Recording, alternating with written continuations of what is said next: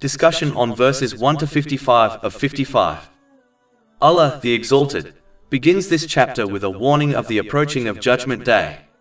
Chapter 54 and name, verse 1. The hour has come near. It is essential to recognize that true accountability begins at the moment of death, even if the day of judgment itself may seem distant. Death can arrive without warning, and therefore one must not place false hope in a long life. This misplaced optimism is one of the primary reasons people devote themselves to accumulating material possessions, while neglecting preparation for the hereafter. A simple reflection on one's daily routine reveals this imbalance. Far more time is spent pursuing worldly aims than preparing for eternal life. False hope for a long life is among the devil's most effective tools for misguidance. When a person assumes they have ample time ahead, they delay repentance, self-improvement, and spiritual preparation. Yet the near future they rely upon often never arrives, and many pass away without having taken the necessary steps to prepare for their eternal journey. This false hope also fuels excessive attachment to wealth. People convince themselves that they must hoard resources for old age, fearing they may lack support when physically weaker. They forget that just as Allah, the Exalted, provided for them in youth, He will provide for them in old age. Indeed, the provision for all creation was decreed 50,000 years before the creation of the heavens and the earth, as confirmed in a hadith found in Sahih Muslim, number 6748. It is striking that a person may spend 40 years saving for a retirement that rarely exceeds 20 years, yet fail to prepare with similar diligence for the eternal hereafter. Islam does not forbid preparing for worldly needs. Saving for the near future is permissible, provided that preparation for the hereafter remains the priority. Despite knowing that life is uncertain, many behave as though they will live indefinitely, dedicating their energy to temporary gains while neglecting eternal consequences. Countless people die earlier than expected, yet few adjust their priorities accordingly. In reality, one of the greatest regrets a person experiences at death, or in the hereafter, is delaying preparation for eternal life. Chapter 63 Al-Munafiqun, verses 10 to 11. And spend in the way of Allah from what we have provided you before death approaches one of you, and he says, My Lord, if only you would delay me for a brief term so I would give charity and be of the righteous. But never will Allah delay a soul when its time has come. And Allah is aware of what you do. To illustrate this point, consider a person who spends decades building a house they will occupy only briefly, while neglecting to prepare a home intended to last forever. Such behavior would be deemed irrational. Yet prioritizing fleeting worldly gains over the eternal hereafter is an even greater misjudgment. A person should strive to work for both this world and the next, but they must always remember that death is certain, though its timing is unknown. Preparing for what follows, Judgment Day and the eternal life, must take precedence over preparing solely for an uncertain worldly future. Allah, the Exalted, then criticizes the non-Muslims of Mecca who denied one of the signs indicating the closeness of the Day of Judgment. Chapter 54 Al-Qamar, verse 1. The hour has come near and the moon has split. The non-Muslims of Mecca desired the Holy Prophet Muhammad, peace and blessings be upon him, to show them a miracle, other than the Holy Quran, in order to confirm his declaration. He showed them the splitting of the moon. Even after this obvious sign, they simply claimed he tricked their eyes. During this time, chapter 54 Al-Qamar, verses 1 to 3, were revealed. The hour has come near and the moon has split. And if they see a sign, i.e. miracle, they turn away and say, passing magic. And they denied and followed their inclinations. But for every matter is a time of settlement.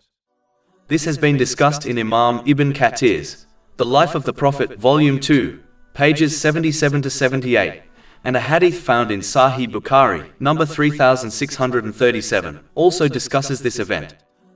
In these verses, Allah, the Exalted, makes it clear that the only reason people rejected Islam was because it conflicted with their worldly desires. Chapter 54 Al-Qamar, verse 3. And they denied and followed their inclinations. In reality, every person who abandons the divine code of conduct revealed by Allah, the Exalted, and instead adopts man-made systems of behavior, does so in order to gratify their worldly desires. This is because all systems devised by human beings are ultimately rooted in human inclinations, ambitions, and self-interest. Unlike the divine law, which is founded upon perfect wisdom, justice, and mercy, man-made systems are shaped by the desires and limitations of those who create them. The wealthy and powerful are often the most entrenched in this mindset. They recognize that accepting the truth of Islam would require them to submit to a higher moral framework, one that places limits on their pursuit of unchecked desires. Such submission would restrict their exploitation of others, their indulgence in excess, and their misuse of authority. Out of fear of losing their influence and privileges, they not only reject the truth themselves, but also actively encourage others to follow their lead. In doing so, they attempt to preserve their worldly status, even at the expense of their eternal well-being. This pattern is not new. Historically, the first to oppose the holy prophets, peace be upon them, were often the elites of society, those who feared that embracing divine guidance would undermine their power and expose their injustices. Their rejection was never due to a lack of evidence or clarity, for the signs of Allah, the Exalted, were manifest before them. Rather, their opposition stemmed from arrogance, pride, and the desire to continue living according to their whims. Thus, the rejection of divine guidance is rarely an intellectual dispute about truth or falsehood.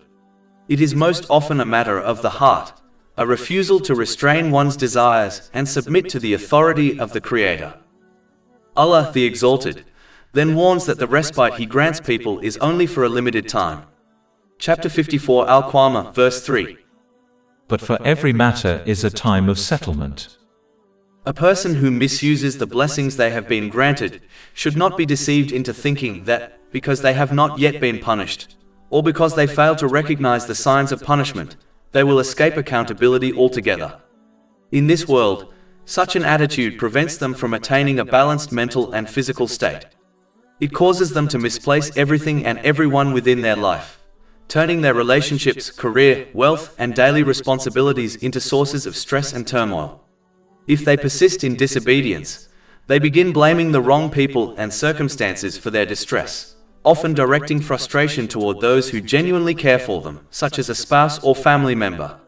When they cut these good influences out of their lives, their inner imbalance only deepens. Over time, this can lead to severe mental and emotional instability, including depression, substance dependence, and even suicidal tendencies. This outcome is evident when observing those who continually misuse the blessings they have been granted, including many among the wealthy and famous.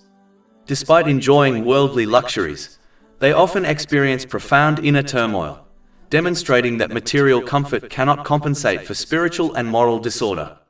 And because their attitude prevents them from preparing for their accountability on the Day of Judgment, the consequences in the hereafter will be far more severe. The temporary respite they enjoyed in this world will not shield them from the ultimate settlement of their deeds. Allah, the Exalted, invites people to reflect upon the many accounts in the Holy Quran that describe the consequences faced by those who persisted in disobedience. Chapter 54 Al-Qamar, verses 4-5. And there has already come to them of information that, in which there is deterrence, far-reaching wisdom. These verses serve as a powerful reminder against falling into a self-absorbed way of life, where one's attention is confined solely to personal circumstances while ignoring the broader realities that surround them. Such a narrow outlook blinds the heart from recognizing the wisdom contained in history, personal trials, and the experiences of others. Reflecting upon these lessons is one of the most effective means of refining character, avoiding repeated mistakes, and attaining lasting inner peace, through a balanced mental and physical state, and through correctly placing everything and everyone within one's life. For example, observing how the wealthy and renowned misuse the blessings they have been granted, only to be overtaken by anxiety, depression, addiction, or even suicide despite their comforts, demonstrates that genuine tranquility cannot be purchased with wealth or secured through unchecked desires. Likewise, witnessing someone struggle with illness should stir gratitude for one's own health and motivate its proper use before it slips away. Islam therefore urges people to remain mindful and reflective, to look beyond the narrow lens of their own situation, and to extract wisdom from the world around them. The signs of Allah, the Exalted, are not limited to scripture alone. They are also found in the unfolding of events, the rise and fall of nations, the consequences of human behavior, and the lessons embedded in every trial. Those who reflect upon these signs with sincerity will find guidance, clarity, and balance, while those who remain heedless deprive themselves of the very wisdom that could have transformed their lives. The Holy Quran is described as far-reaching wisdom because it enables a person to use the knowledge they possess, whether religious or worldly, in a manner that benefits both themselves and others in this world and the next. Chapter 54 Al-Qamar, verse 5. Far-reaching wisdom. For example, a person endowed with wisdom will use their scientific knowledge to produce beneficial outcomes, such as medicines that heal and technologies that serve humanity. By contrast, a person who lacks wisdom may misuse the very same knowledge to create harm, such as weapons or destructive tools. The difference between these two outcomes lies not in the knowledge itself, but in the presence or absence of wisdom. The source of attaining this wisdom is remaining firm in obedience to Allah, the Exalted, using the blessings He has granted in ways that align with the guidance of the Holy Quran and the traditions of the Holy Prophet Muhammad, peace and blessings be upon him. When a person uses their abilities, opportunities, and resources according to divine instruction, their knowledge becomes a means of benefit, growth, and balance. The phrase far-reaching wisdom can also be understood to mean sound judgment. This includes the ability to make the right decision in every situation, whether worldly or religious, so that one maintains obedience to Allah, the Exalted, and thereby attains peace of mind. Sound judgment enables a person to achieve a balanced mental and physical state, and to correctly place everything and everyone within their life. It protects them from impulsive choices, emotional extremes, and the distortions caused by unchecked desires. Thus, the Holy Quran does not merely provide information, it cultivates wisdom. It shapes the intellect, refines the heart, and guides a person toward decisions that lead to harmony, clarity, and lasting tranquility in both worlds. Because obeying Allah the Exalted often conflicts with the worldly desires and ambitions of people, many will fail to heed the warnings found in divine revelation and will persist in disobeying Him. Chapter 54 Al-Qamar, verse 5. But warnings do not avail. As a result, they will fall into an unbalanced mental and physical state and misplace everything and everyone within their life. This inner disorder inevitably leads to stress, turmoil, and difficulty, even if they continue to enjoy certain worldly luxuries. When a person persists in misusing the blessings they have been granted, their relationships, responsibilities, and possessions become sources of anxiety rather than comfort. They may blame the wrong people or circumstances for their distress, deepening their confusion and worsening their condition. And because this attitude prevents them from preparing for their accountability on the Day of Judgment, the consequences in the hereafter will be far more severe. Chapter 54 Al-Qamar, verse 6. So leave them. The day the caller calls to something terrible. The Holy Prophet Muhammad, peace and blessings be upon him, often experienced deep sorrow over those who rejected or neglected the guidance of Islam. His compassion for humanity was profound, and he earnestly desired that people recognize the truth and attain salvation. Yet Allah, the Exalted, repeatedly reminded him that his mission was not to compel belief, nor to grieve excessively over the choices people made. His responsibility was to convey the message clearly, embody its teachings perfectly, and entrust the final outcome to Allah, the Exalted. Chapter 54 Al-Qamar, verse 6. So leave them. And chapter 88 Al-Ghashiyah, verses 21 to 22. So remind you are only a reminder. You are not over them, a controller. These verses offer timeless guidance for all who call others to righteousness. They clarify that the duty of a caller to truth is not to coerce belief, nor to measure success by outward results, but to deliver the message with sincerity, clarity, and compassion. Guidance belongs to Allah, the Exalted, alone. He opens hearts as He wills, and He withholds guidance from those who persist in arrogance or heedlessness. This understanding frees the caller from grief, frustration, or despair when their efforts appear fruitless. It teaches that true success lies not in numbers, influence, or recognition, but in fulfilling one's responsibility with integrity. Those who genuinely seek guidance will respond when they encounter it, while those who turn away only harm themselves. The sincere seeker also recognizes that Allah, the Exalted, never burdens a soul beyond its capacity. Every trial is an opportunity to grow in patience, discipline, and faith. Peace, both in this world and the hereafter, requires sacrifice, restraint, and mastery over one's lower desires. True contentment is not found in wealth, status, or fame, but in submission to Allah, the Exalted. This reality becomes evident when one observes individuals who possess every worldly advantage, yet remain restless and dissatisfied. Their hearts lack the tranquility that comes only through sincere obedience. For those who call others to truth, the focus must remain on fulfilling their duty, embodying the teachings of Islam, conveying the message with compassion, and entrusting the outcome to Allah, the Exalted. When this perspective is embraced, anxiety transforms into serene trust, frustration becomes perseverance, and hope becomes reliance upon the mercy and justice of Allah, the Exalted. In doing so, the caller becomes a living example of faith, demonstrating that guidance is a gift from Allah, the Exalted, and that human responsibility is simply to convey the message faithfully while leaving accountability to Him. Chapter 54 Al-Qamar, verse 6. So leave them. The day the caller calls to something terrible. The essential lesson to draw from these verses is that the final call, the call to resurrection and judgment, is one that no person can reject or avoid. When it arrives, every individual will be compelled to respond, regardless of their beliefs, status, or worldly attachments. Because this call is inevitable, people should respond now to the call of Allah, the Exalted, delivered through the Holy Prophet Muhammad, peace and blessings be upon him, by embracing sincere obedience, fulfilling the commands of Allah, the Exalted, refraining from His prohibitions, and facing destiny with patience in accordance with the prophetic traditions. Through this obedience, they will ensure that the blessings they have been granted are used in ways pleasing to Allah, the Exalted. Chapter 8 An-Anfal, verse 24. O you who have believed, respond to Allah and to the Messenger when he calls you to that which gives you life. Whoever responds to this call in this world will find the final call easy to endure and respond to. Their heart will be prepared, their conscience clear, and their soul at peace.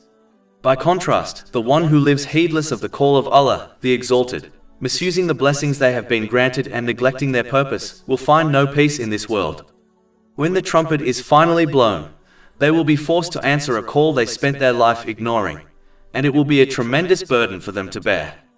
A person can only ignore the call of Allah, the Exalted, for a limited time. The final call will come, sooner or later, and no one will be able to avoid or delay it.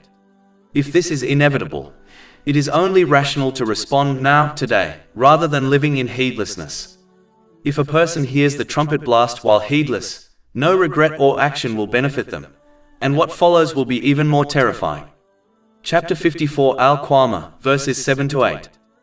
Their eyes humbled, they will emerge from the graves as if they were locusts spreading, racing ahead toward the caller. The disbelievers will say, "This is a difficult day." These verses also contain a subtle but profound warning. If a person fails to support their verbal declaration of faith in Allah, the Exalted, by preparing correctly for the Day of Judgment, they may ultimately be treated as a non-believer in the hereafter. In this world, a person is judged by the law according to their outward declaration of faith. But in the hereafter, every individual will be judged by Allah, the Exalted, according to their inward reality, a reality hidden from all except Him. Therefore, someone who verbally claims to believe in Allah, the Exalted, and in their accountability before Him, yet does not support this claim with sincere action, may possess no true faith in their heart. As a result, they may be treated as a non-believer on the Day of Judgment, even if the law regarded them as a believer in this world.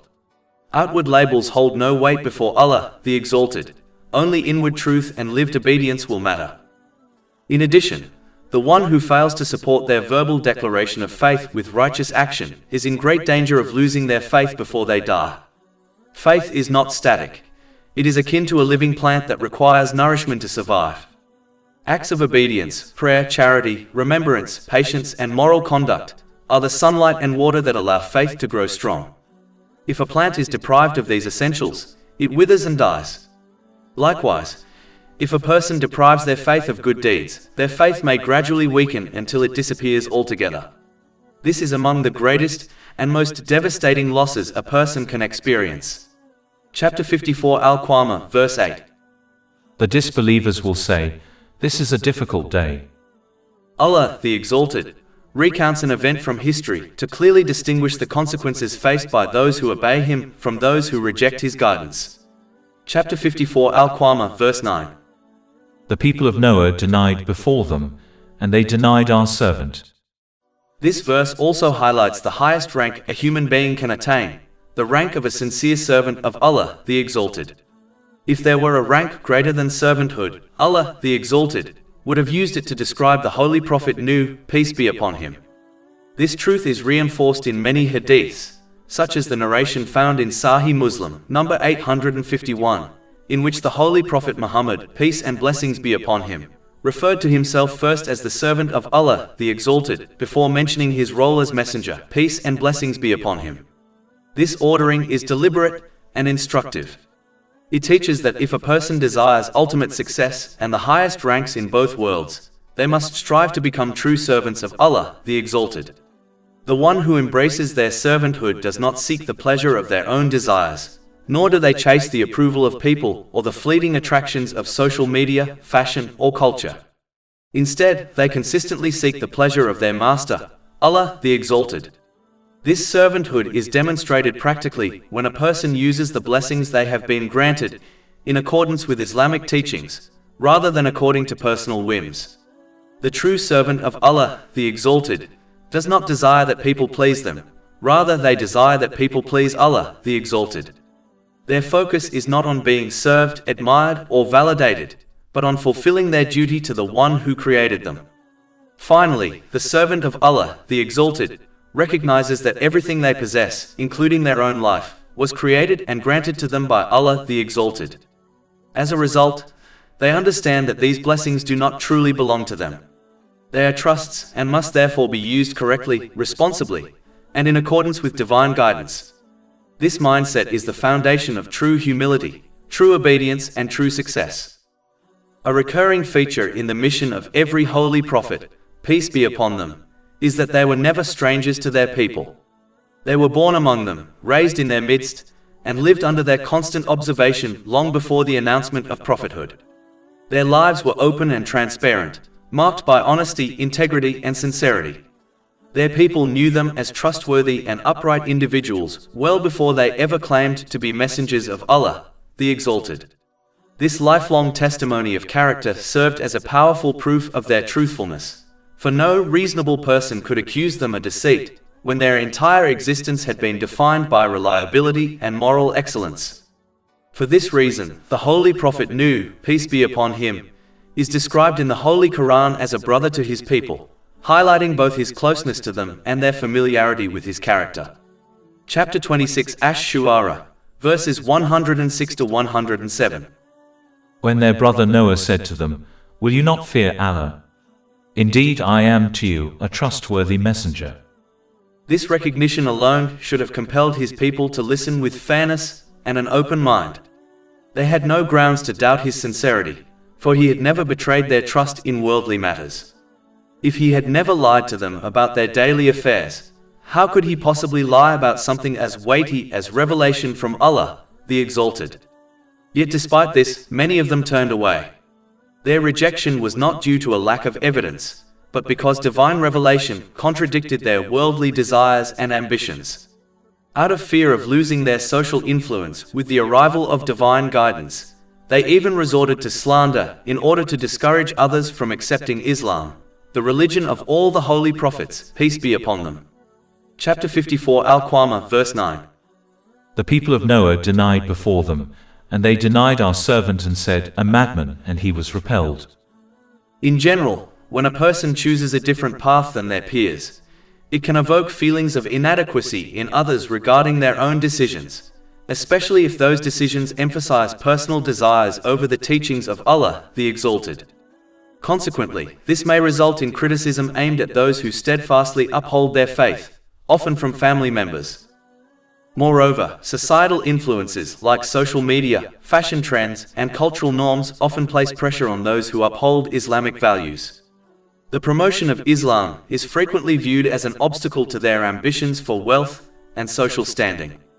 Industries that Islam critiques typically oppose the incorporation of Islamic principles and discourage Muslims from acting on their faith. This significantly fuels the prevalent anti-Islamic sentiments observable on various platforms, including social media. Furthermore, those who strive to adhere to Islamic teachings, which advocate for moderation in personal desires and the responsible enjoyment of the blessings bestowed upon them, are often met with negative responses from individuals who indulge in excess, acting on their impulses without any restraint, a behavior that Islam deems as animalistic. These individuals frequently attempt to dissuade others from accepting Islam and discourage Muslims from practicing their faith, trying to lure them into a lifestyle characterized by unchecked desires. They often target specific elements of Islam, such as the dress code for women, to undermine its appeal. Nevertheless, perceptive individuals can easily see through the superficial nature of these criticisms, which stem from a contempt for Islam's focus on self-discipline. For instance, while they may take issue with the Islamic dress code for women, they do not subject other significant professions, like law enforcement, military, healthcare, education, and business, to the same level of scrutiny. This selective criticism of the Islamic dress code, in contrast to their silence on other dress codes, underscores the fragility and lack of depth in their arguments. Ultimately, it is the core principles of Islam and the disciplined behavior of its adherents that incite these various attacks on Islam, leading them to criticize it in any manner possible. Chapter 54 Al-Qamar, verse 9. The people of Noah denied before them, and they denied our servant and said, a madman, and he was repelled. Choosing to ignore the commands of Allah, the Exalted, in pursuit of others' approval, will inevitably lead to a loss of inner tranquility, as such actions will encourage the misuse of the blessings He has bestowed upon them. As a result, they will find themselves in a condition of mental and physical chaos. They will misplace everything and everyone around them, thereby leaving them unprepared for their accountability on the Day of Judgment. This will lead to stress, challenges, and difficulties in both this life and the next, irrespective of the material comforts they may enjoy. Whereas, the one who remains firm on the obedience of Allah, the Exalted, will be granted peace of mind and protection from the negative influences of others, even if this protection is not immediately visible.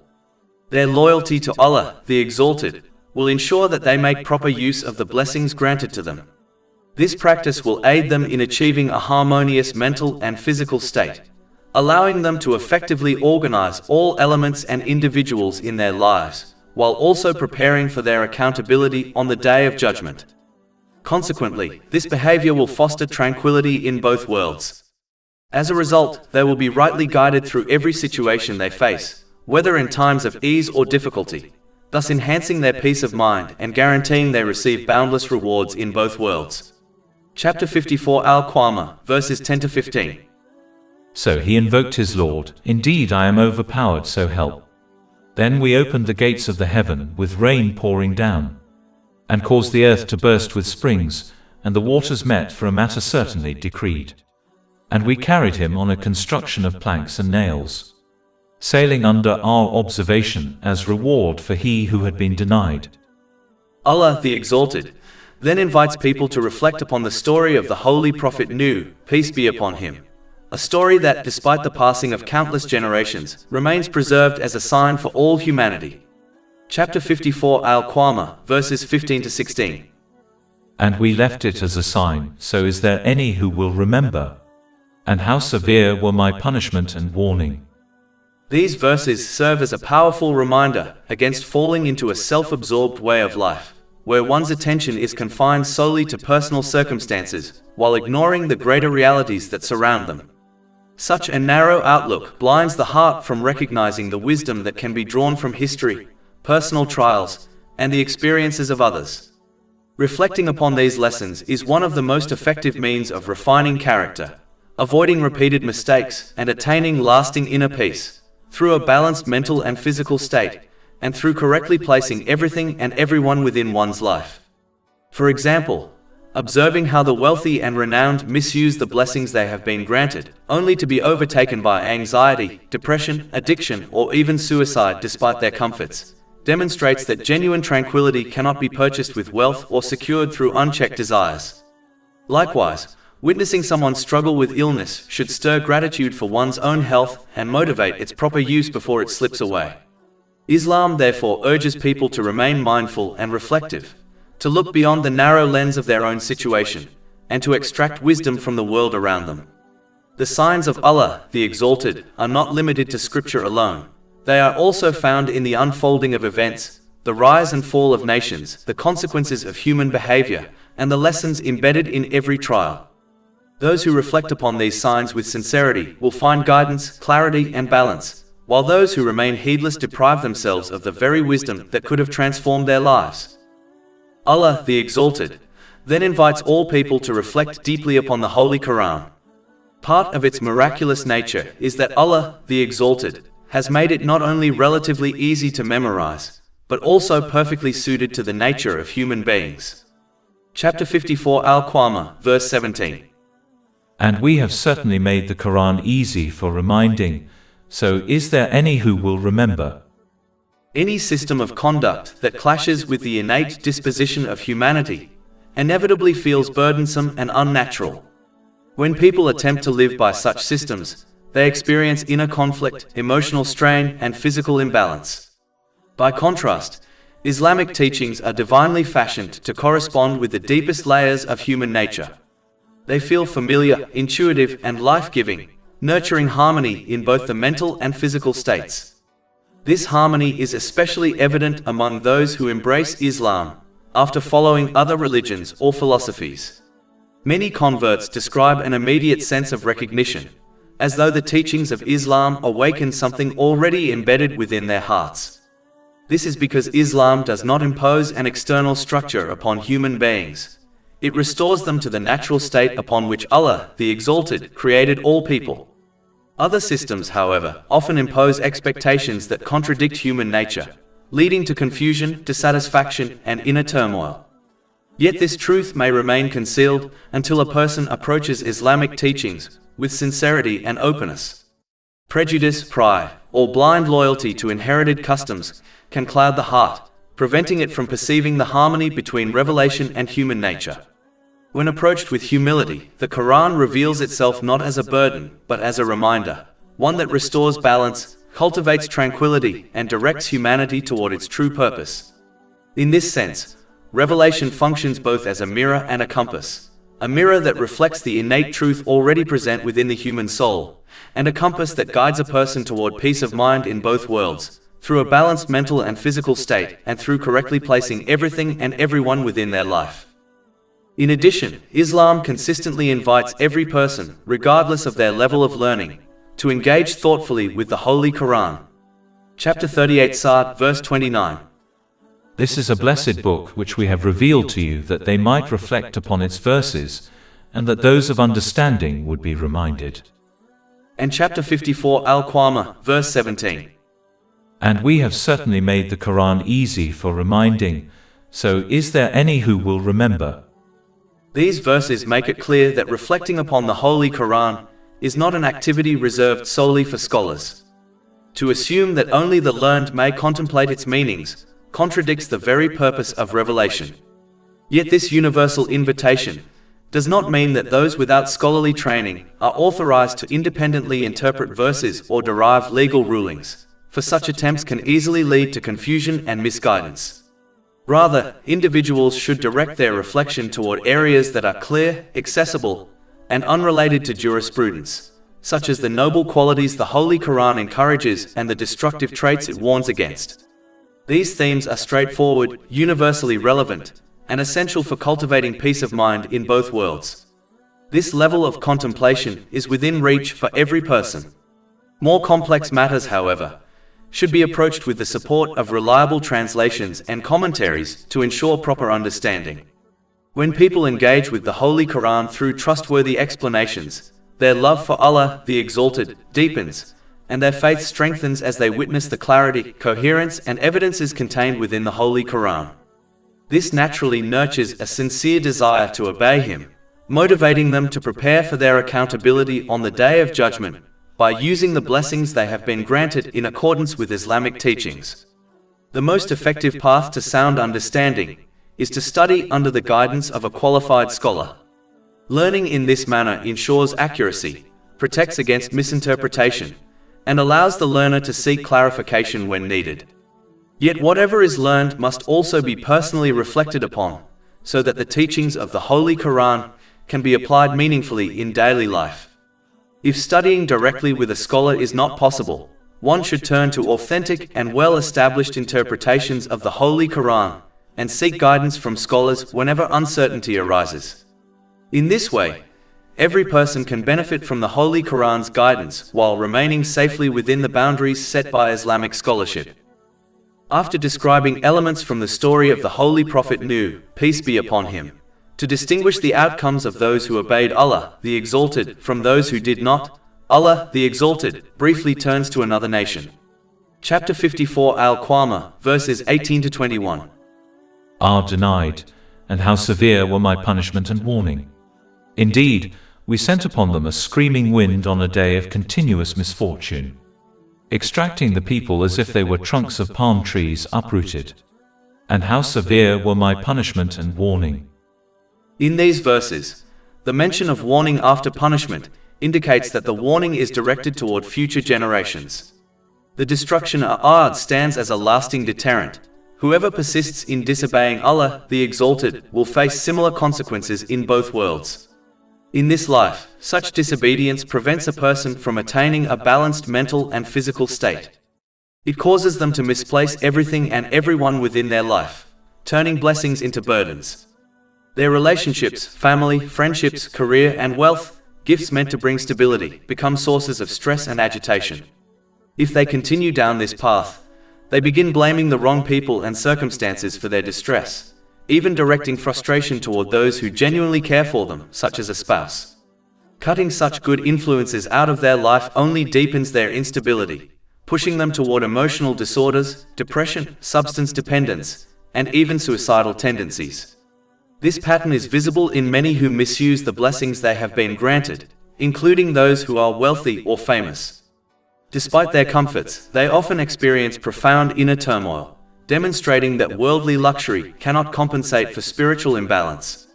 And because this attitude prevents them from preparing for their accountability on the Day of Judgment, the consequences in the hereafter will be far more severe.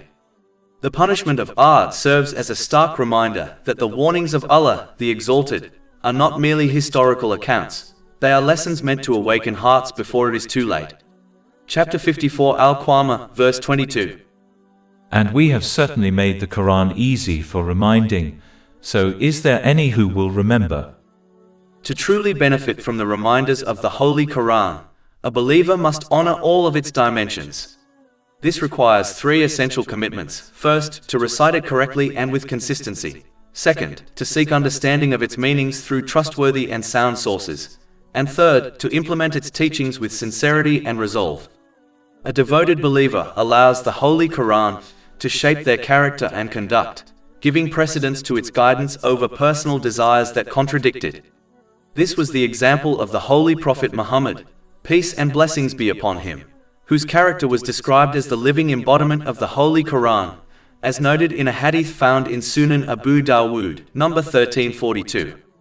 To truly honor the Holy Quran is to approach it with seriousness, striving to comprehend, internalize, and act upon all of its commands and prohibitions, without allowing personal preference to dictate selective obedience. Those who choose to follow only what suits them while neglecting the rest, demonstrate insincerity and deprive themselves of the complete wisdom and mercy contained within Revelation. Chapter 17 Al-Isra, verse 82. And we send down of the Quran that which is healing and mercy for the believers, but it does not increase the wrongdoers except in loss. Although the Holy Quran certainly offers guidance, comfort and relief from worldly challenges, its primary purpose is far greater. It is the roadmap to eternal salvation. One must therefore avoid reducing it to a tool for temporary relief, turning to it only in moments of hardship and neglecting it once ease returns. Such an approach reflects a shallow understanding of faith. It is similar to owning a car, adorned with luxurious features but lacking an engine.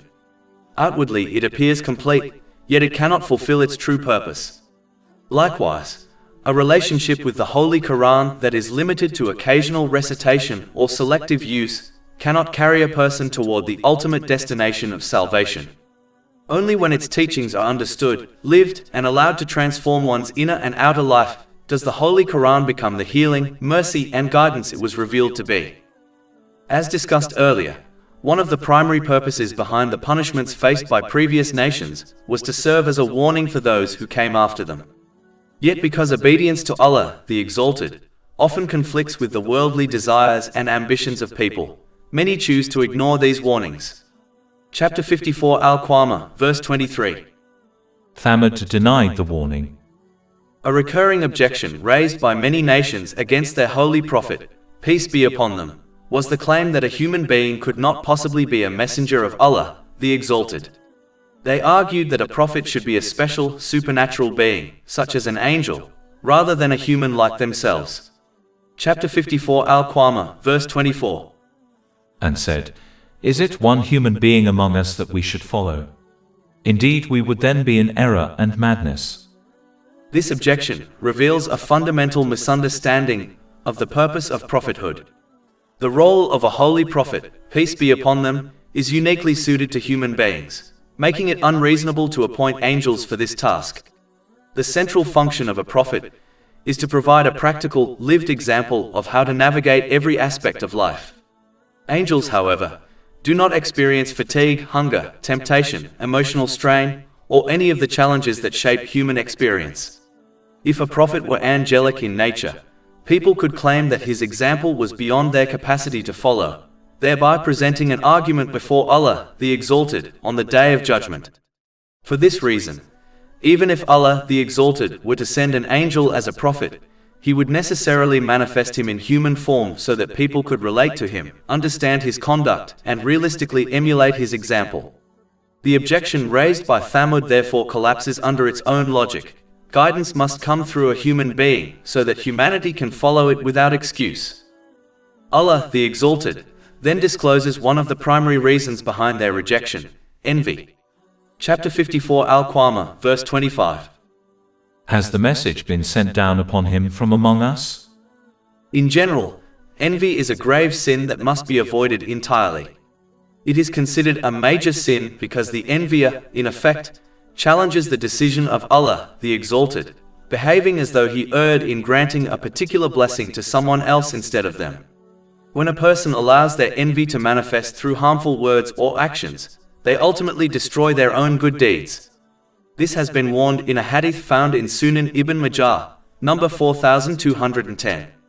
There is, however, a lawful form of envy, desiring to attain a similar blessing without wishing for the other person to lose what they have been granted. Even this type is only praiseworthy in religious matters, and blameworthy in worldly matters. The Holy Prophet Muhammad, peace and blessings be upon him, identified two praiseworthy examples in a hadith found in Sahih Muslim, number 1896. One may envy a person who uses their knowledge correctly and teaches it to others, and one may envy a person who acquires lawful wealth and spends it in ways pleasing to Allah, the Exalted. A person can protect themselves from sinful envy by recognizing that it is a major offense that challenges the divine distribution of blessings. They must understand that Allah, the Exalted, grants each person what is best for them. Chapter 2 Al-Baqarah, verse 216. But perhaps you hate a thing and it is good for you, and perhaps you love a thing and it is bad for you. And Allah knows while you know not. Therefore, instead of envying others, one should focus on using the blessings they have been granted in ways pleasing to Allah, the Exalted, as outlined in the Holy Quran and the traditions of the Holy Prophet Muhammad, peace and blessings be upon him. This approach leads to an increase in blessings, as well as peace of mind and success in both worlds, through attaining a balanced mental and physical state, and through correctly placing everything and everyone within one's life. Chapter 14 Ibrahim, verse 7. If you are grateful, I will surely increase you in favor. Conversely, envy drives a person to misuse the blessings Allah, the Exalted, has granted them.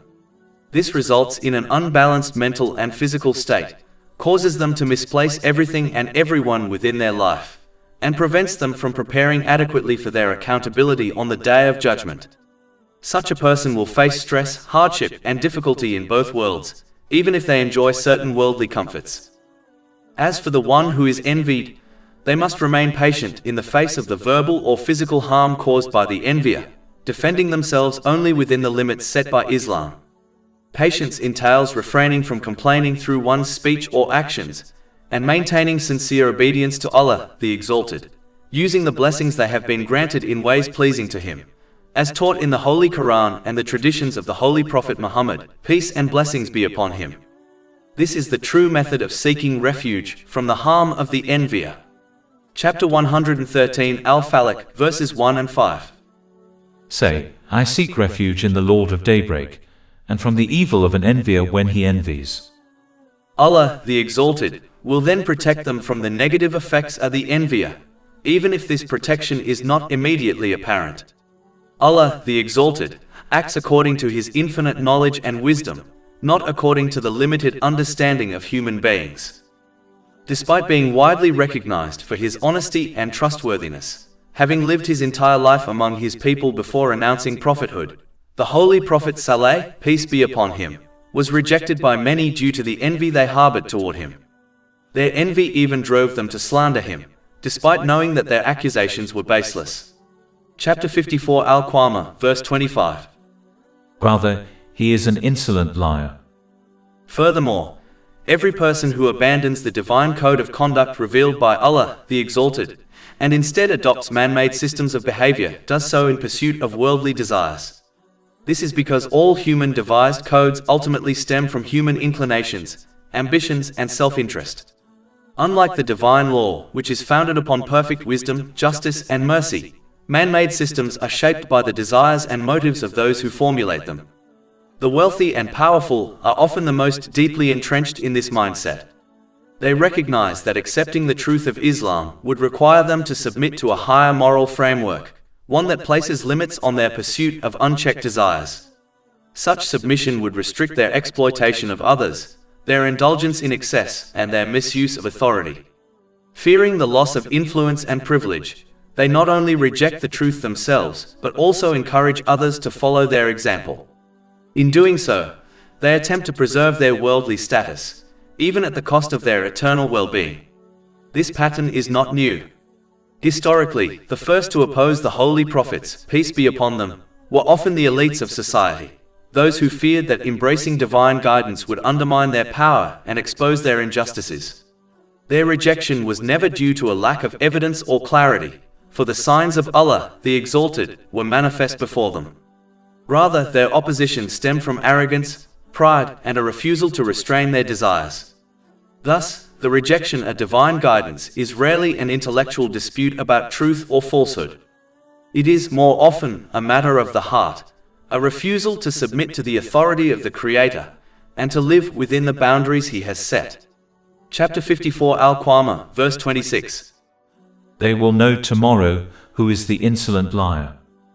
As mentioned earlier, the leaders of the non-Muslims of Mecca employed various strategies to prevent others from accepting Islam, driven by their fear of losing authority and social influence. One of these strategies was to demand specific miracles from the Holy Prophet Muhammad, peace and blessings be upon him. The mission of a holy prophet, peace be upon them, is to clarify the divine guidance for humanity and to serve as a perfect model for people to follow. Their purpose was never to captivate audiences through displays of miraculous power. The miracles granted to them by Allah, the Exalted, were limited to particular times and places and served only to support their message, not to form its foundation. Because such miracles are bound by time and circumstance, they benefit only those who witness them directly. For those who come later, these events remain historical accounts, and while they may inspire reflection, they do not carry the same immediate impact as witnessing them firsthand. In contrast, the Holy Quran, and by extension the traditions of the Holy Prophet Muhammad, peace and blessings be upon him, constitutes a perpetual living miracle. It is accessible to every generation, at any time and in every place. For this reason, it surpasses the temporary miracles granted to earlier holy prophets, peace be upon them. The non-Muslims of Mecca, being masters of the Arabic language, recognized that the Holy Quran could not be the product of human speech. Moreover, having lived alongside the Holy Prophet Muhammad, peace and blessings be upon him, for 40 years before his announcement of prophethood, they knew he was not a deceiver. Chapter 10 Yunus, verse 16. For I had remained among you a lifetime before it. Then will you not reason? Additionally, the Holy Prophet Muhammad, peace and blessings be upon him, had no interaction with previous divine scriptures, a fact acknowledged by both the people of the book and the non-Muslims of Mecca. He therefore had no access to the altered or original teachings contained within those texts. This reality further affirms the divine origin of the Holy Quran. Chapter 29 Al-Ankabut, verse 48. And you did not recite before it any scripture, nor did you inscribe one with your right hand. Then, i.e., otherwise the falsifiers would have had cause for doubt. Furthermore, according to the established tradition of Allah, the Exalted, had He granted the non-Muslims of Mecca the miracle they demanded, and they still rejected Islam, they would have been utterly destroyed, just as the nation of Thamud was annihilated after requesting a specific miracle and then denying it once it was granted. Chapter 54 Al-Qamar, verses 27 to 31. Indeed, we are sending the she-camel as trial for them, so watch them and be patient. And inform them that the water is shared between them, each day of drink attended by turn. But they called their companion, and he dared and hamstrung her. And how severe were my punishment and warning! Indeed, we sent upon them one blast from the sky, and they became like the dry twig fragments of an animal pen. Allah, the Exalted, then calls people to reflect upon this event, as well as the other accounts detailed throughout the Holy Quran, so that they may choose the correct code of conduct for their own benefit. Chapter 54 Al-Qamar, verse 32. And we have certainly made the Quran easy for reminding, so is there any who will remember? No matter how advanced a society becomes, and regardless of the knowledge it acquires in various fields, including the mental and physical dimensions of human beings, it remains impossible for humanity to formulate a code of conduct that perfectly aligns with human nature and accommodates every circumstance, condition, and scenario that individuals or societies may encounter throughout their existence on Earth. Such an endeavor is fundamentally unattainable, for human understanding is continually evolving. People are still uncovering new insights about specific aspects of human existence, such as the functions at different regions of the brain, let alone possessing the comprehensive knowledge required to construct an impeccable system that fosters tranquility and justice on both individual and societal levels. Only Allah, the Exalted, possesses the capacity to do this. As the creator of all things, His knowledge is limitless, encompassing the entirety of the past, present, and future. He alone is therefore qualified to provide humanity with a code of conduct, a standard that clearly distinguishes good from evil, benefit from harm, and leads to peace of mind rather than a life filled with stress. History provides undeniable evidence that when this divine code of conduct was implemented in the lives of individuals, it produced widespread tranquility, justice, and harmony within society. For this reason, people must embrace the divine code of conduct revealed to them, recognizing that it is the most beneficial for their well-being, even when certain aspects conflict with their personal desires. They should behave like a wise patient who accepts the advice of a skilled physician, understanding that the treatment, though it may involve bitter medicine and a strict regimen, is ultimately for their own good. But because adopting the divine code of conduct often conflicts with the worldly desires of people, many behave like an unwise patient who rejects the advice of their physician and continues to misuse the blessings they have been granted. As a result, they fall into an unbalanced mental and physical state and misplace everything and everyone within their life. This inevitably leads to stress, hardship, and difficulty, even if they enjoy certain worldly luxuries. And since this attitude prevents them from preparing for their accountability on the Day of Judgment, their punishment in the hereafter will be far more severe. Chapter 54 Al-Qamar, verses 33 to 34. The people of Lot denied the warning. Indeed, we sent upon them a storm of stones.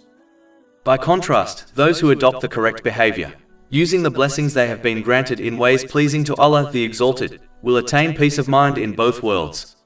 They will achieve a balanced mental and physical state, and correctly place everything and everyone within their life. Chapter 54 Al-Qamar, verses 34 to 35. Except the family of Lot, we saved them before dawn, as favor from us. Thus do we reward he who is grateful. As the nation of the Holy Prophet Lut, peace be upon him, were unique amongst the past nations, as they strive to alter the very nature they were created on. Allah, the Exalted, continues discussing them and the consequences they faced in order to highlight contradicting the nature of human beings. Chapter 54 Al-Qamar, verses 36 to 39. And he had already warned them of our assault, but they disputed the warning. And they had demanded from him his guests, but we obliterated their eyes, saying, Taste my punishment and warning. And there came upon them by morning an abiding punishment. So taste my punishment and warning. When a person becomes intoxicated by their worldly desires, they lose control over their actions and are driven by those desires without recognizing the harmful consequences that follow. This resembles the condition of a drug addict whose addiction compels them towards substances, stripping them of self-control. Such a person may commit harmful acts, such as theft, while remaining oblivious to the damage they cause, because their addiction has blinded them completely. The same outcome can occur with vain worldly desires, such as the pursuit of wealth. When a desire becomes strong enough, it transforms into an addiction that dominates a person's behavior and decisions. For this reason, one must learn to regulate their desires and fulfill only the lawful ones in a balanced manner. Failure to do so inevitably leads to sinful actions and to mental and physical harm.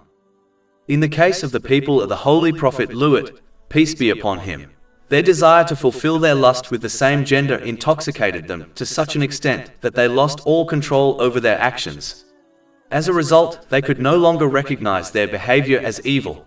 Instead, they perceived it as good, just as a drug addict views their destructive behavior as justified. Chapter 11 HUD, verses 78 to 79.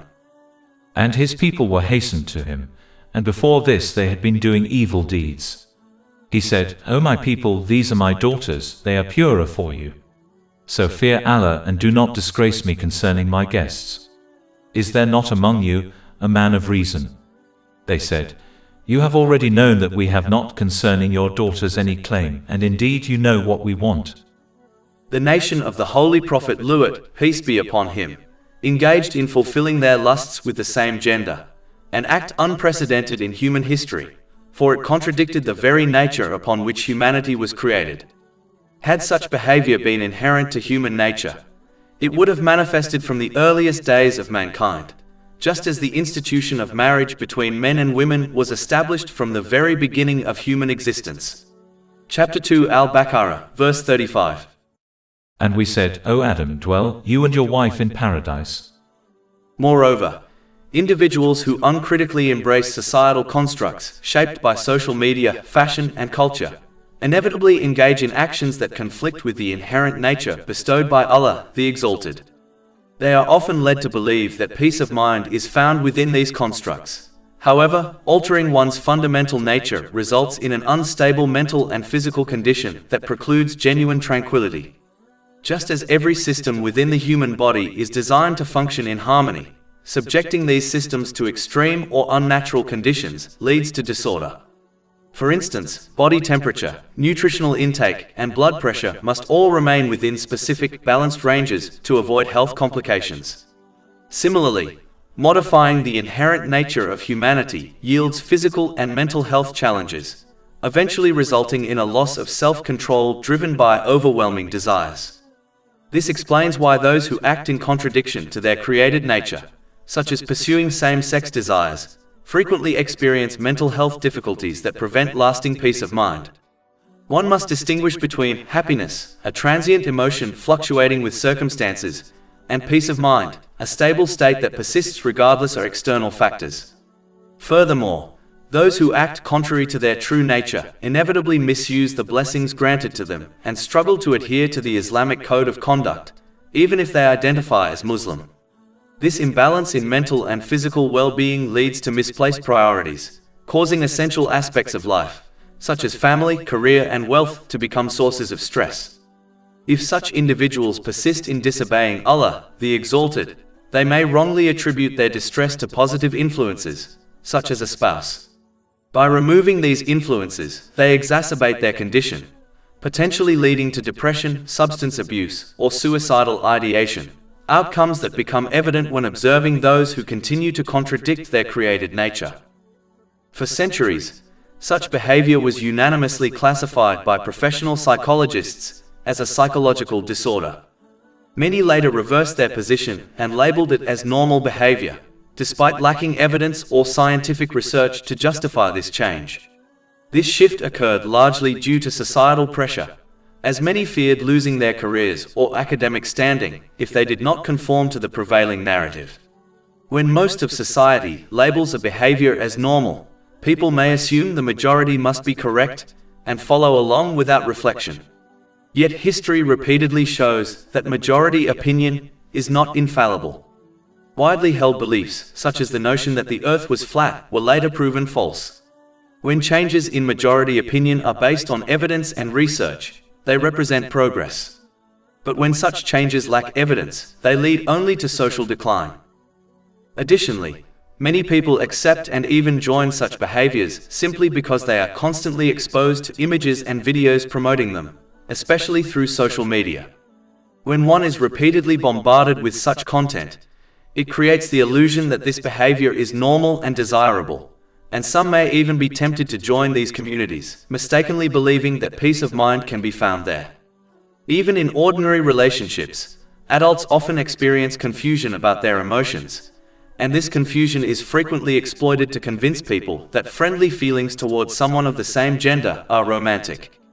As a result, individuals, particularly those who are easily influenced, may accept this interpretation without evidence, believing it to be true simply because it is repeatedly suggested to them.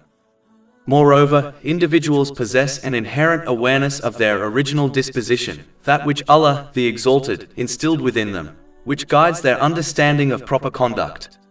Consequently, when faced with the truth, they find themselves unable to provide substantive evidence or knowledge to justify their life choices. Their sole defense is often that these choices, though conflicting with their innate nature, grant them a sense of satisfaction. This reasoning is flawed, however, as many harmful and destructive behaviors can produce fleeting pleasure. As seen with recreational drug use, the presence of pleasure does not validate the morality or health of the action. Furthermore, as all individuals possess an inherent awareness of their natural disposition, as fashioned by Allah, the Exalted, those who deviate from this nature by pursuing same-gender desires often seek external affirmation to compensate for a lack of internal certainty. This search for validation frequently drives an impulse to project these views onto broader society, as security is found only through the concurrence of others. In contrast, those who adhere to their inherent nature do not require such validation, maintaining a composed and self-assured disposition.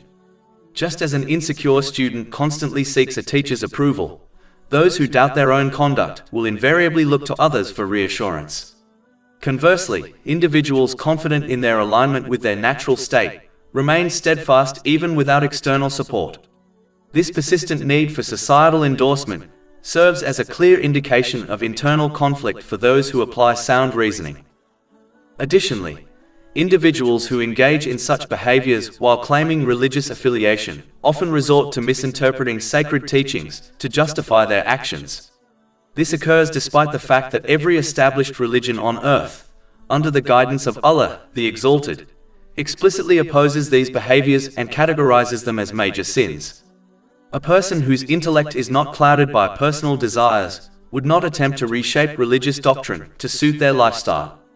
Instead, such an individual would remain steadfast in their faith, aligning their conduct with the inherent nature upon which they were created.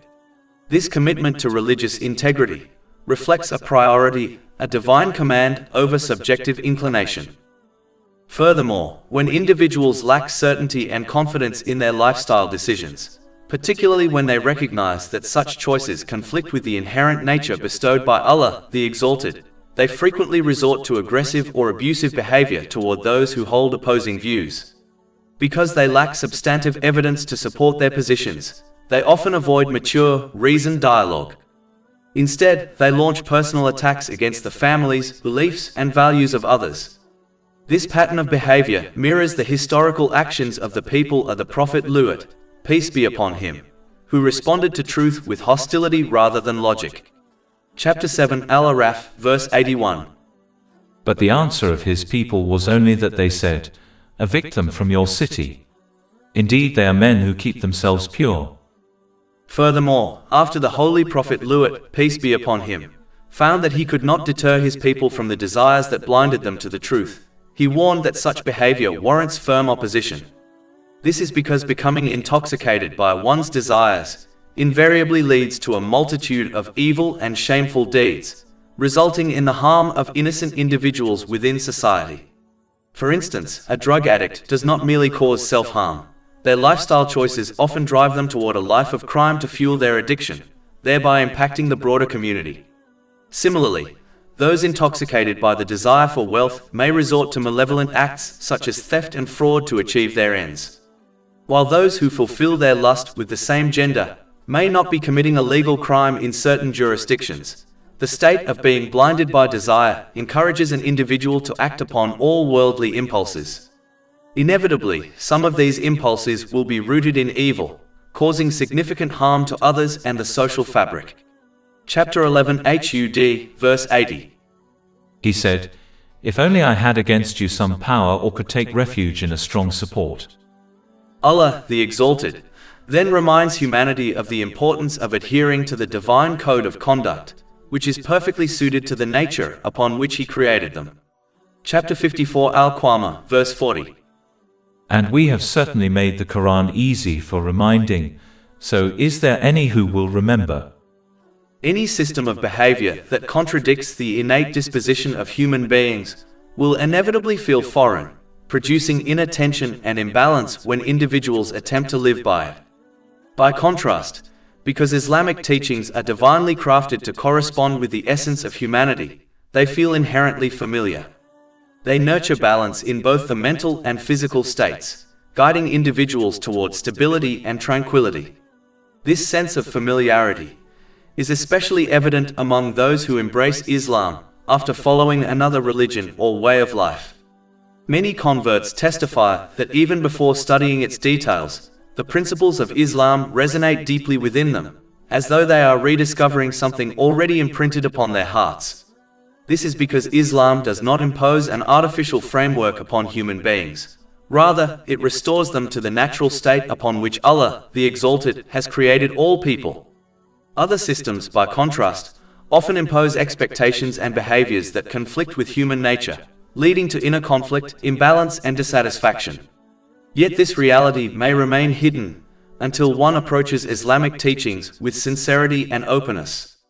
Prejudice, arrogance, or blind attachment to inherited customs can veil the heart from recognizing the harmony between revelation and human nature.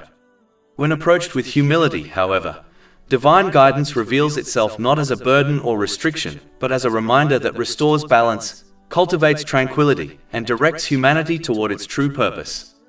In this way, revelation becomes both a mirror and a compass, a mirror that reflects the innate truth already present within the human soul, and a compass that guides it toward peace of mind in both worlds, through attaining a balanced mental and physical state, and through correctly placing everything and everyone within one's life. Even though divine revelation is perfectly aligned with human nature and leads to peace of mind in both this world and the next, many people, particularly the influential and privileged, persist in rejecting it. This is because revelation often challenges their worldly desires and ambitions. Their attitude mirrors that of Pharaoh, who resisted the truth despite the clarity of the signs presented to him and his people. Chapter 54 Al-Qamar, verses 41 to 42. And there certainly came to the people of Pharaoh warnings. They denied our signs, all of them. In truth, anyone who abandons the divine code of conduct revealed by Allah, the Exalted, and instead embraces man-made systems of behavior, does so in pursuit of personal desires. Human-devised codes are inevitably shaped by human inclinations, ambitions, and self-interest. Unlike divine law, rooted in perfect wisdom, justice, and mercy, man-made systems reflect the desires and motives of those who construct them. The wealthy and powerful are often the most deeply invested in such systems. They recognize that accepting the truth of Islam would require them to submit to a higher moral authority, one that places boundaries on their pursuit of unchecked desires. Such submission would limit their exploitation of others, their indulgence in excess, and their misuse of influence. Fearing the loss of status and privilege, they not only reject the truth themselves, but also encourage others to follow their example. In doing so, they attempt to preserve their worldly position, even at the cost of their eternal well-being. This pattern is consistent throughout history. The first to oppose the holy prophets, peace be upon them, were often the elites, those who feared that divine guidance would expose their injustices and undermine their authority. Their rejection was never due to a lack of evidence, for the signs of Allah, the Exalted, were clear before them. Rather, their opposition arose from arrogance, pride, and an unwillingness to restrain their desires. Thus, the rejection of divine guidance is seldom an intellectual disagreement about truth. It is, more often, a spiritual and moral refusal, a reluctance to submit to the Creator and to live within the boundaries He has established. When a person adopts this attitude of rejecting divine guidance, they inevitably fall into misusing the blessings they have been granted. In this world, such an attitude prevents them from attaining a balanced inner state and causes them to misplace everything and everyone within their life. As a result, the very things that should bring stability, family, friendships, career, and wealth, become sources of strain and unrest. If they persist in disobeying Allah, the Exalted, they begin to attribute their difficulties to the wrong causes, blaming innocent people or circumstances, such as their spouse, for the turmoil they experience.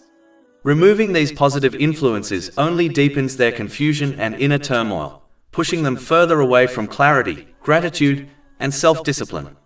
This pattern is evident when observing those who continually misuse the blessings they possess, including individuals who enjoy wealth, fame, or worldly comforts, yet remain unsettled and dissatisfied. And because their attitude prevents them from preparing for their accountability on the Day of Judgment, the consequences they face in the hereafter will be far more severe. Chapter 54 Al-Qamar, verse 42. So we seize them with the seizure of one exalted in might and perfect in ability.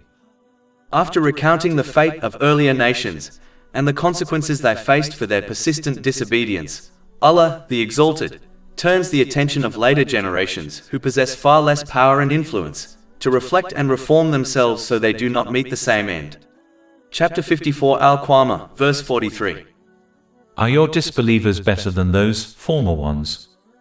Allah, the Exalted, then censures those who continue to disobey Him while behaving as though they have been granted immunity from the consequences of their actions. Chapter 54 Al-Qamar, verse 43.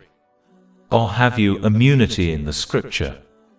Among Muslims, this false sense of security often arises from ignorance.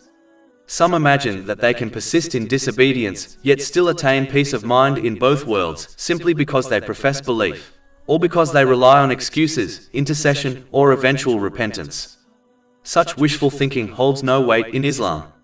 Every individual will be held accountable for their intentions, words, and deeds, and no one has been granted exemption from this accountability. True hope, by contrast, is entirely different. It involves striving to obey Allah, the Exalted, using one's blessings correctly in accordance with Islamic teachings, and then hoping for His mercy and forgiveness in both worlds. This distinction between genuine hope and empty wishful thinking is clarified in a hadith found in Jami at Tirmidhi, number 2459. Therefore, one must recognize the difference between the two and ensure they adopt real hope in the mercy of Allah, the Exalted, while avoiding the trap of wishful thinking, for the latter will not benefit a person in this world nor in the next. Allah, the Exalted, then exposes the false sense of security that arises from worldly resources and social alliances.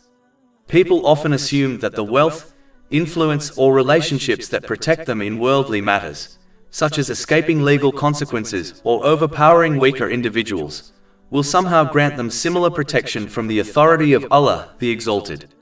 This illusion is powerful because worldly support networks can indeed offer temporary advantages, creating the deceptive impression that one is beyond accountability.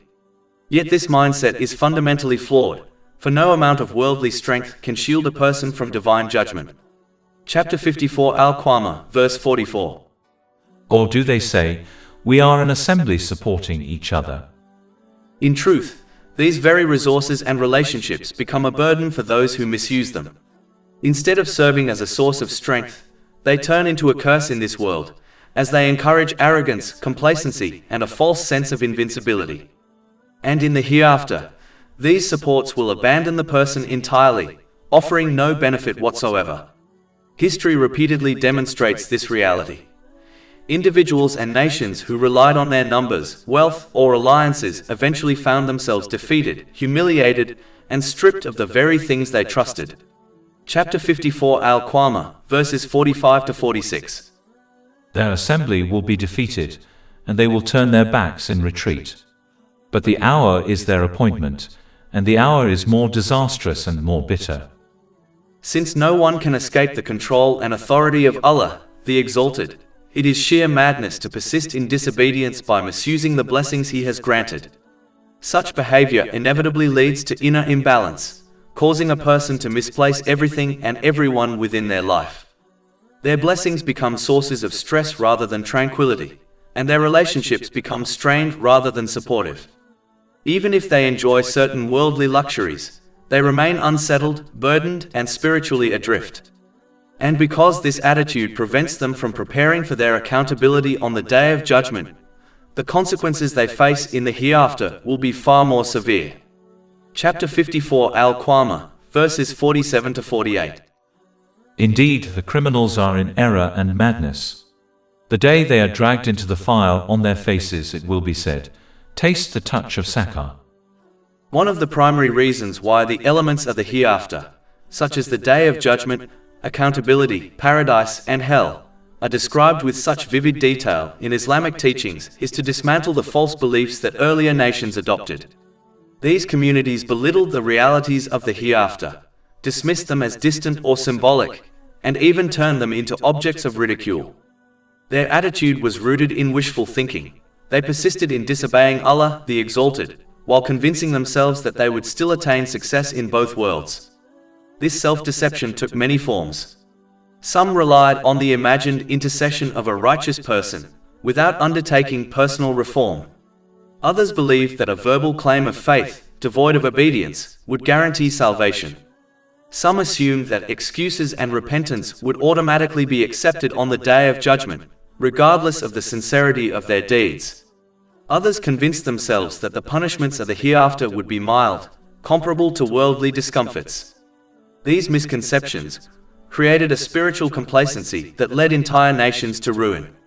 To eradicate such false assumptions, Islamic teachings present the realities of the hereafter with clarity and detail. These descriptions are not intended to instill fear for its own sake, nor to plunge people into despair. Rather, they serve to awaken hearts, correct misguided beliefs, and emphasize the seriousness of accountability. When people understand the magnitude of the Day of Judgment, they are more likely to abandon complacency and prepare themselves with sincerity. The vivid portrayals of the hereafter remind individuals that salvation is not attained through empty claims, inherited identities, or superficial gestures, but through genuine obedience to Allah, the Exalted. This obedience requires correctly utilizing the blessings one has been granted, wealth, health, intellect, relationships, and opportunities, in ways that align with the teachings of the Holy Quran and the traditions of the Holy Prophet Muhammad, peace and blessings be upon him. These teachings are not arbitrary rules. They are a divine framework designed to protect human beings from self-destruction, imbalance, and spiritual blindness. By internalizing them, a person is safeguarded from the traps of false hope, shielded from the arrogance that destroyed previous nations, and guided toward a life of sincerity, humility, and accountability. In this way, the detailed descriptions of the hereafter serve as both a warning and a mercy. They prevent individuals from falling into the same delusions that misled earlier communities, and they direct them toward a path that ensures safety from punishment and success in both worlds. Through obedience to Allah, the Exalted, one attains a balanced mental and physical state, and learns to correctly place everything and everyone within their life, thereby achieving true peace of mind in this world and eternal success in the next. Ultimately, Because the entire creation belongs to Allah, the Exalted, and remains under His complete control and authority, every human being is bound to comply with His commands. There is no alternative path, no independent domain, and no realm outside His jurisdiction. Chapter 54 Al-Qamar, verse 49. Indeed, everything we created with full control. Just as a person inevitably faces consequences when they violate the laws of the government ruling a particular country, so too will they face consequences, both in this world and the next, if they violate the laws set by the owner of the universe. A person may escape the laws of a country by relocating elsewhere, but there is no place in existence where the authority of Allah, the Exalted, does not apply. A person may influence or even change the laws of their society, but they will never be able to alter the laws of Allah, the Exalted. Furthermore, just as the owner of a house determines the rules of that house, even if guests object, likewise, the universe belongs solely to Allah, the Exalted, and therefore He alone determines the rules that govern it, regardless of whether people approve of them or not. For this reason, compliance with divine law is not merely an act of devotion, it is an act of wisdom and self-preservation. The one who understands this reality submits to the commands of Allah, the Exalted, and strives to obey Him by using the blessings they have been granted in ways pleasing to Him, as outlined in the Holy Quran and the traditions of the Holy Prophet Muhammad, peace and blessings be upon him. Such a person recognizes that divine commands are not arbitrary restrictions, but expressions of perfect wisdom, designed to protect human beings from imbalance, confusion, and spiritual ruin. They may seek to understand the wisdom behind these commands, appreciating how they benefit both the individual and society, and how they lead to peace of mind and body in both worlds. Alternatively, a person may choose to follow their desires and reject the teachings of Islam, prioritizing temporary pleasure over eternal well-being. However, the one who refuses to comply with the divine law must prepare themselves to face the consequences of their choice in both worlds. No objections, protests, or complaints will avail them, for the authority of Allah, the Exalted, cannot be challenged, and His judgment cannot be overturned. The laws of creation are fixed, and the one who violates them harms no one but themselves. Chapter 54 Al-Qamar, verse 50. And our command is but one, like a glance of the eye. Allah, the Exalted, then calls people to reflect once more upon the fate of past nations, nations far greater in strength, numbers, and influence than those who came after them, and how they suffered in both worlds because of their persistent disobedience. Their downfall serves as a clear warning for anyone who imagines that their own power, status, or resources will protect them from divine accountability. Chapter 54 Al-Qamar, verse 51. And we have already destroyed your kinds, so is there any who will remember and pay heed? This verse is an invitation to humility. It reminds humanity that no matter how advanced or powerful a generation may consider itself, it is neither the first nor the last to walk the earth. Entire civilizations, mighty, prosperous, and seemingly invincible, were erased when they turned away from divine guidance. Their ruins stand as silent witnesses to the consequences of arrogance and heedlessness. In general, it is essential for a person to remain observant in daily life, and avoid becoming so absorbed in personal worldly concerns that they become blind to the lessons unfolding around them. Awareness of one's surroundings, both present events and past histories, is a powerful means of strengthening faith. This heightened awareness nurtures humility, gratitude, and obedience to Allah, the Exalted. It encourages a person to use the blessings they have been granted in ways pleasing to Him, as outlined in the Holy Quran and the traditions of the Holy Prophet Muhammad, peace and blessings be upon him. For example, when a person sees someone who is ill, they should not only assist them through whatever means they possess, even if only through a sincere supplication, but also reflect upon their own health. They should recognize that their current strength is temporary, and that illness, aging, or death will eventually reach them as well. This reflection should inspire gratitude for their present well-being, and motivate them to use their health productively in both worldly and religious matters, striving to please Allah, the Exalted, before their strength fades. Similarly, when they witness the death of a wealthy or influential person, they should not only feel compassion for the deceased and their family, but also reflect upon their own inevitable departure from this world. Just as the deceased was separated from their wealth, fame, and loved ones at the moment of burial, so too will every person be left alone in their grave with nothing but their deeds. This realization encourages sincere preparation for the grave and the hereafter, reminding one that true success lies not in accumulating worldly possessions but in cultivating righteous actions. Those who live with this reflective mindset strengthen their faith on a daily basis. Their hearts remain awake, their priorities remain clear, and their behavior toward Allah the Exalted and toward His creation steadily improves. In contrast, those who are consumed by worldly distractions remain heedless. Their lack of reflection prevents them from recognizing their own shortcomings, from appreciating their blessings, and from preparing for the inevitable meeting with their Lord.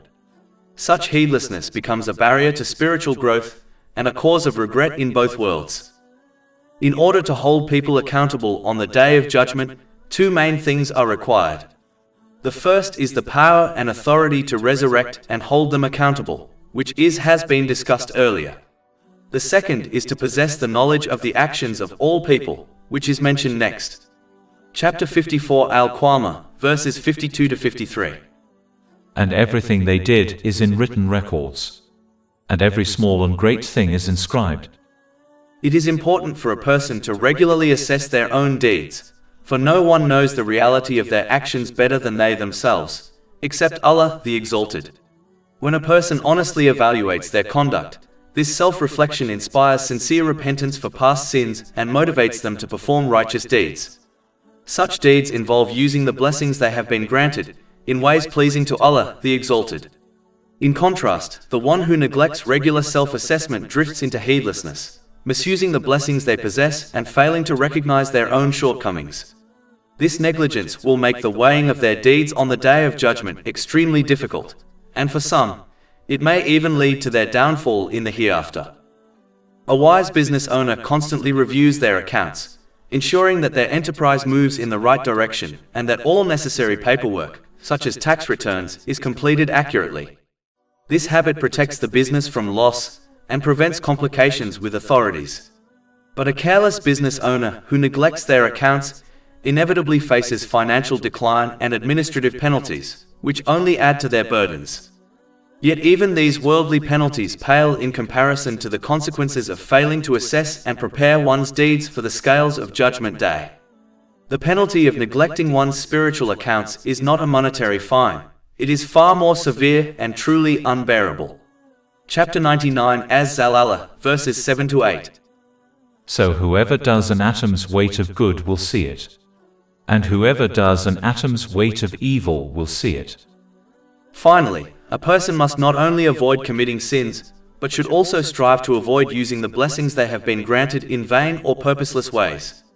Although such vain actions may not be sinful, they are not righteous deeds, and thus they will bring regret on Judgment Day, especially when a person realizes that the time and blessings they wasted could have been placed on the good side of the scales had they used them correctly. In some cases, the slightest difference between the two sides of the scales may determine whether a person faces punishment or attains salvation. Chapter 54 Al-Qamar, verses 54 to 55. Indeed, the righteous will be among gardens and a river, in a seat of honor near a sovereign, perfect in ability. Therefore, a person must accept and act upon Islamic teachings for their own sake, even when these teachings contradict their personal desires. They must behave like a wise patient who follows the medical advice of a skilled doctor, knowing that the treatment, though it may involve bitter medicine or a strict diet, is ultimately for their benefit.